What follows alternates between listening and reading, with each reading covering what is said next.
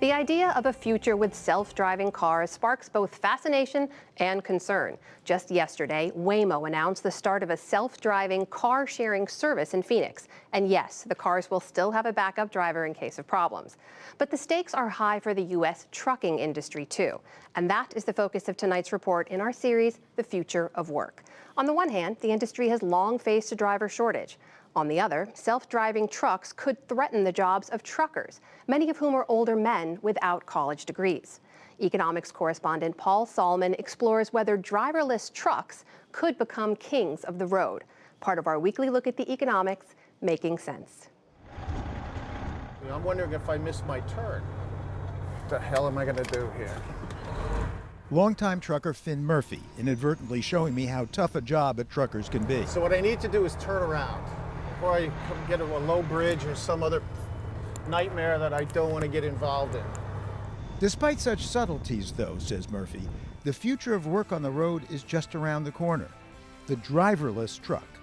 I think it's imminent, yeah. I think it's going to happen within the next 3 years or so, where you have a level 4 autonomous vehicle, which means it doesn't need a human operator. Finn Murphy is a long-haul human operator, has been since he dropped out of college in the early 80s.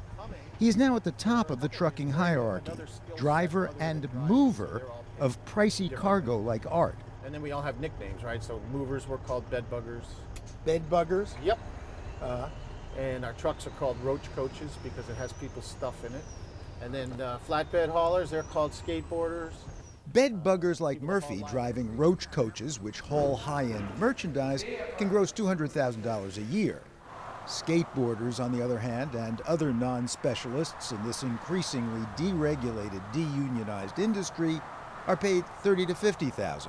Companies are struggling to find qualified commercial truckers who deliver 70% of all goods in this country. The American Trucking Association projects a major shortage of drivers. Along with the many hazards, something like a quarter of all work-related fatalities are truckers, and endless hours away from home, paltry pay explains what's become a chronic trucker shortage. But we're still talking some 2 million trucking jobs in America to be outcompeted completely by automation? They've got their eyes on the prize. Get rid of drivers. Just pulls up like that.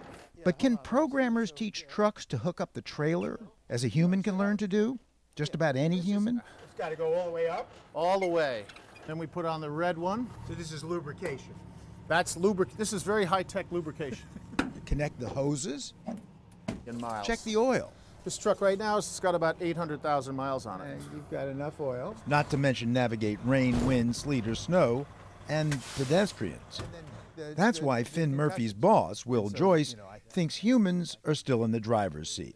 Even if a truck had the capabilities for braking and guidance, and which is fantastic, the more the better for safety, but you're still going to need an operator, like a train needs a conductor.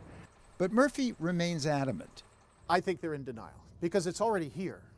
You know, we've already logged 23 million miles. I mean, there are autonomous trucks on the road right now. And we have a widespread shortage of truck drivers. There's Volvo's Vera, the truck by startup Embark with no one in sight, Google, Waymo, Daimler, the Inspiration. It looked like a truck where the driver had disappeared. All seem to validate the trucker's lament, written and sung by econo-cruiser Merle Hazard, no one even asleep at the wheel. Chips and software call the shots now. Roads will be for driving bots now. Old school highway cowboys lost the fight. And yet, such visions may be a bit premature. You can see right behind there, that's the radar system. From Bristol, Connecticut, we flew to Portland, Oregon, home of Daimler Trucks North America, one of the world's leading producers of semis, now at work on automating them. 3 years ago in Nevada, Daimler showed off its Inspiration, the world's first road-licensed self-driving truck. We have a radar up in front. Steve Natick, Daimler's head engineer for mechatronics, showed us the newest Freightliner model. It has all the latest sensors and doodads, but can it operate without a driver yet? Absolutely not. Not at this point. All right, so when is that point going to be? At this point, I cannot tell you. I can tell you what we're going to do. And we, Daimler Trucks, are going to take it step by step, safety by safety, use case by use case, to make sure that we're putting the safest truck on the road possible. What we're likely to see, Natick says, at least in the short and medium term, is more automated features to make trucks safer and more fuel efficient. Automated transmission, of course, automated braking, autopilot for staying in the lane. But look, they're also still working in wind tunnels like this on old school stuff like aerodynamic styling to save fuel. And many of the newfangled features are already available on cars. For 80,000-pound, 53-foot long 18-wheelers, there's still a long way to go. In the next 3 years, says Steve Natick, the most we're likely to see is platooning, where, to decrease wind drag while increasing safety, multiple trucks can be electronically linked together. And when might you or I actually pull up alongside an autonomous truck? 5 years? When we get to the point, I'll tell you right before we get there. All right, 10 years. 10 years? Yeah, maybe not. I still think in 10 years, when we look at it, we'll still have a driver in the seat. But as an engineer, I just assume that you believe that ultimately systems will be safer than people. To be honest with you, Yeah. I don't know if we can put this on PBS. I've had a lot of beer discussions over that. Of can a human being ever be safer than a vehicle, or can a vehicle be safer than a human being? Where are you before you have too much beer? Before I've had too much beer. So I would tell you at this point in my career, I haven't seen the evidence to take the driver out of the seat. And that seems to be the engineering consensus. Autonomous trucks in 10, 20, maybe 30 years. But even then, likely driving only the long stretches of open highway where conditions are the easiest and demand for drivers is greatest, before handing off to human drivers for the last mile into cities with their turns and twists, traffic lights, and us. So phew, right?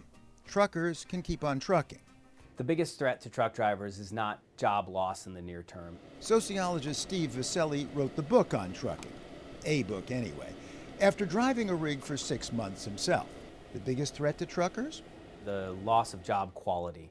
In particular, as automated features come online, it's going to allow the industry to use less skilled drivers, which will extend a long-term trend in trucking wages where drivers are earning less, working longer hours, staying out on the road for long periods of time.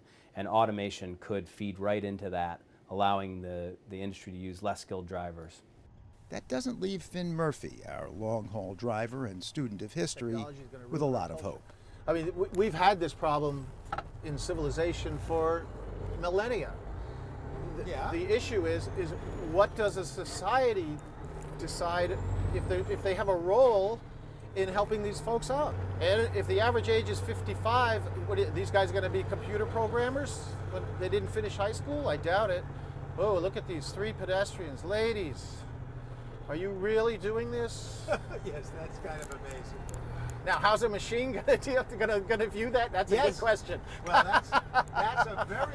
From Bristol, Connecticut to Portland, Oregon, this is economics correspondent Paul Salman for the PBS NewsHour.